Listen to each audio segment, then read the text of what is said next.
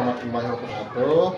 Nama saya Syukur Abadi, guru PGP dari SD Negeri 03 Pamute, Angkatan 10, Kabupaten Pemalang. Hari ini saya akan melakukan sesi wawancara tentang terkait rujukan moral dan dilema etika. Kali ini saya ditemani oleh Ibu Kepala Sekolah dari SD Negeri 01 Pamute, yaitu Ibu Pemena SPDC. Selamat pagi Ibu. Selamat pagi Pak. Terima kasih atas waktunya Ibu. Hari ini saya mau melakukan wawancara dengan Ibu atas 8 pertanyaan Ibu. Sebelumnya saya sampaikan dulu dilema etika dalam modul 3.1 di modul 3 itu ada dilema etika, yaitu pengambilan keputusan dengan pertimbangan benar versus benar dan rujukan moral. Kalau bicara moral itu biasanya benar versus salah. Ya, sekarang yang pertanyaan pertama Ibu, bagaimana Ibu dapat mengidentifikasi kasus-kasus yang merupakan dilema etika atau rujukan moral Ibu? Terima kasih pertanyaannya Pak Syukur. Kasus dilema etika biasanya cenderung muncul karena adanya kepentingan yang tidak sama di antara unsur-unsur yang ada di sekolah, yang kemudian menjadi isu dan bahan diskusi serta pembicaraan di antara unsur sekolah. Kemudian hal tersebut menjadi bahan dan referensi untuk dibicarakan di tingkat sekolah atau disampaikan ke rekan sekolah. Saya dalam menyikapi hal tersebut akan melakukan klarifikasi dan konfirmasi terhadap pihak-pihak yang teridentifikasi untuk diminta keterangan dan pendapat terhadap apa yang menjadi permasalahan, dengan asumsi bahwa permasalahan pasti akan bisa diselesaikan hanya dengan komunikasi dan koordinasi. Kemudian akan diputuskan dengan mempertimbangkan meminimalisir potensi negatif keputusan dan memaksimalkan potensi positif dari keputusan. Untuk pertanyaan kedua Ibu, selama ini bagaimana Ibu menjalankan pengambilan keputusan di sekolah, terutama untuk kasus-kasus di mana ada dua kepentingan yang sama-sama benar atau sama-sama mengandung nilai kebajikan? Terima kasih. Pertanyaannya, Pak, pengambilan keputusan sesuai yang terkait dengan hal tersebut saya lakukan dengan pendekatan komunikasi dan koordinasi, karena bagaimanapun pemimpin itu hanya menentukan dan mengambil keputusan, akan tetapi referensi dan indikator serta pertimbangan-pertimbangan dalam mengambil keputusan ada pada unsur di dalam organisasi, yaitu stakeholder internal jika berkenaan dengan hal-hal internal. Untuk pertanyaan ketiga Ibu, langkah-langkah atau prosedur seperti apa yang biasanya Ibu lakukan selama ini? Iya. Prosedur yang saya lakukan adalah melakukan kasus tersebut berkesesuaian dengan job atau unit kerja. Kemudian melakukan koordinasi dan menjalin komunikasi dengan unsur yang terkait dalam unit kerja tersebut.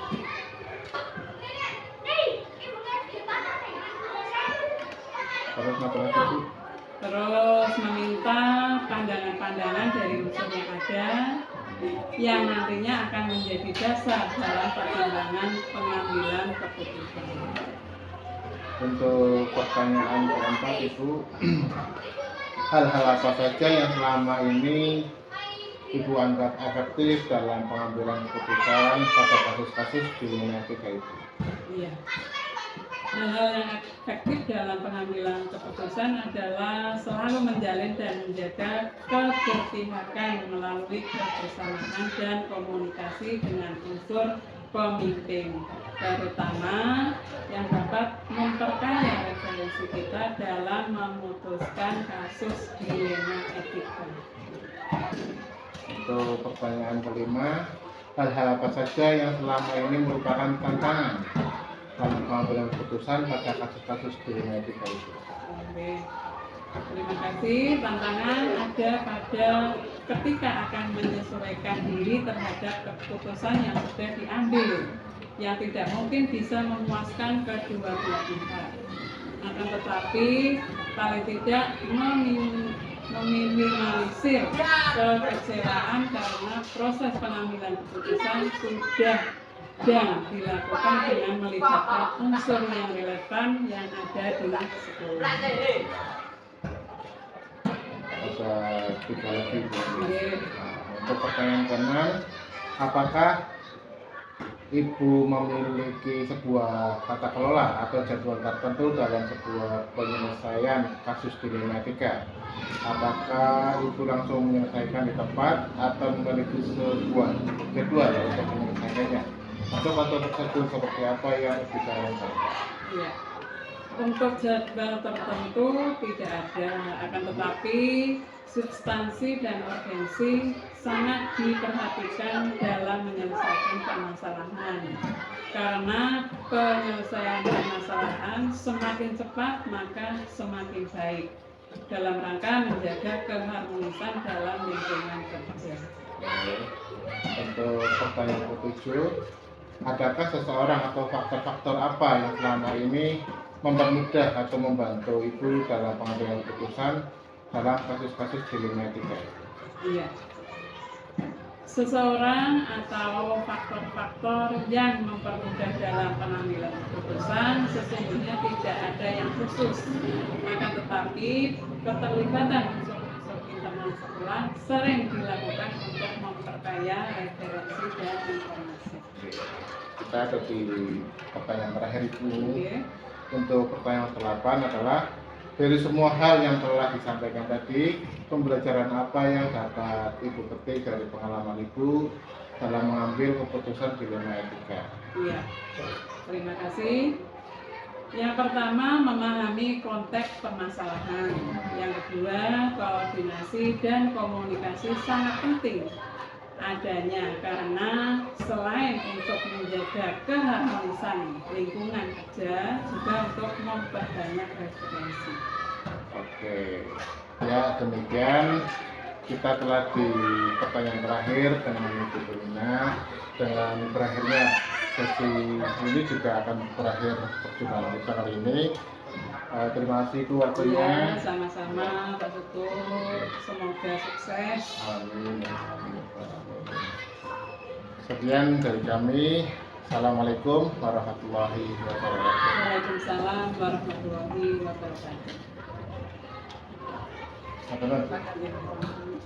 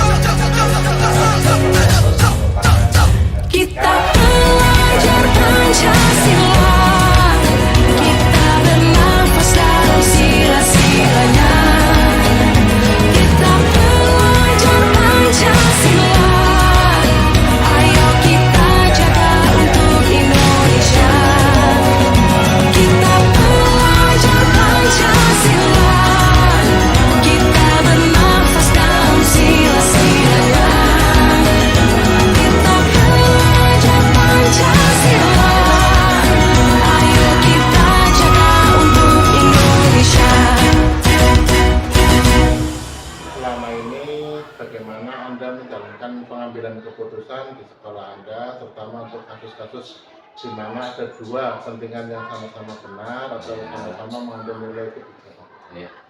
Untuk kasus dilema etika, saya akan mempertimbangkan kedua hal yang sama-sama benar.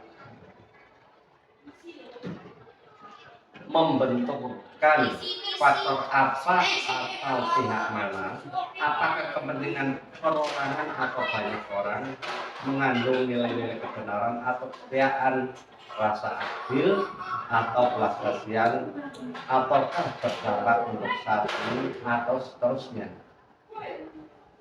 Oke, Pak.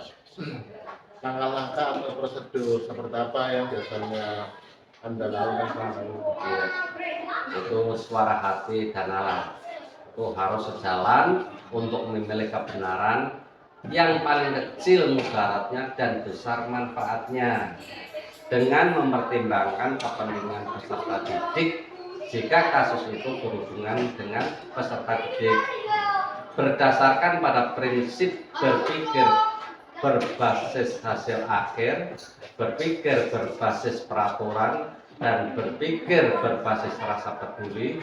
Tahap berikutnya lakukan investigasi dengan memeriksa kembali fakta-fakta dan temukan peluang, lalu buatlah keputusan.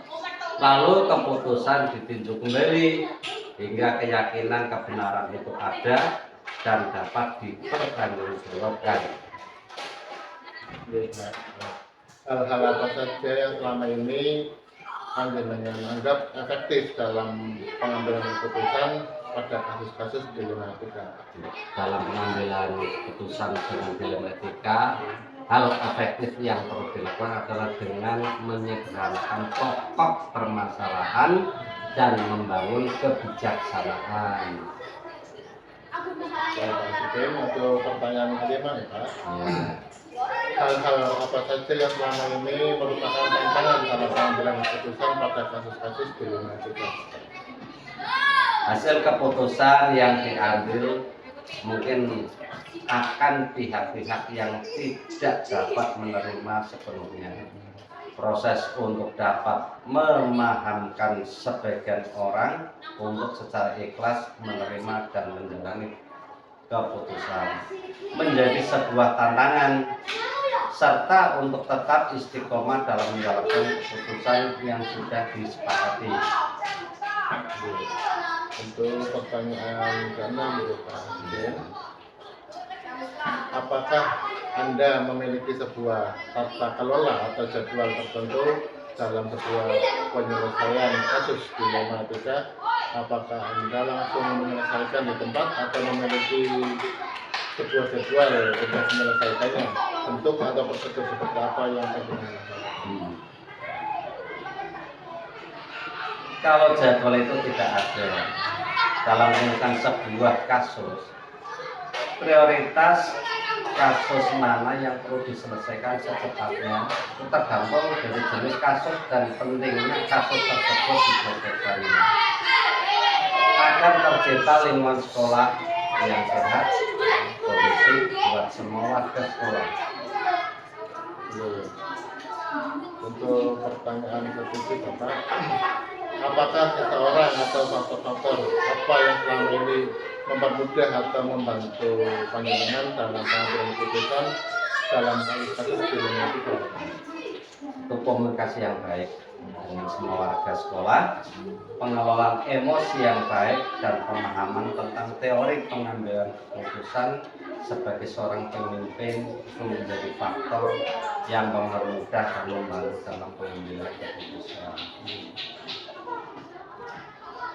Ya, untuk pertanyaan ke-8, ini semua hal yang telah panjenengan sampaikan, pembelajaran apa yang dapat panjenengan petik dalam pengalaman dalam mengambil keputusan dilema etika? Ya. Dalam mengambil sebuah keputusan, maka mengidentifikasi jenis kasus harus bisa dilakukan lebih awal dengan melakukan pengujian-pengujian, lalu lakukan pengujian benar lawan benar untuk dapat menentukan paradigma apa yang akan kita pilih sehingga keputusan bisa diambil sesuai dengan prinsip-prinsip yang tidak merugikan siswa. Oke.